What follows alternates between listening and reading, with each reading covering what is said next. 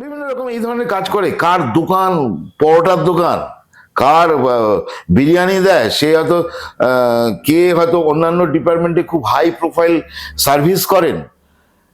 ওনারা এই ফেসিলিটিগুলো নেওয়ার জন্য অভিনয়টা ঠিকঠাক পাচ্ছেন না, ওনারা জানেন, যার কারণে অনেক সিরিয়াল 3 মাসেও বন্ধ হয়ে যায়।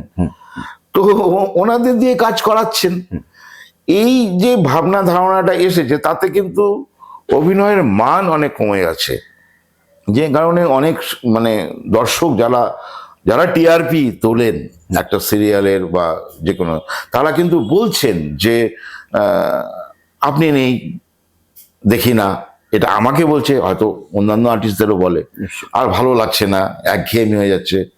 এমনি তো এগুলো কাল্পনিক সব গল্প, মানে যেহেতু চ্যানেল বলছে চালান চালান, ওরও অ্যাড আসছে, তারও প্রচুর অ্যাড আসছে, তাতে চ্যানেলেরও প্রফিট হচ্ছে, হাউসেরও প্রফিট হচ্ছে। গল্প পাবলিক খাক কি না খাক, দেখা যাচ্ছে যে প্রথম 8, 9 এরকম সব টিআরপি রেটিং হতো, সেটা আজকে হয়তো 4, 5 এসে গেছে, তাও বন্ধ করছে না।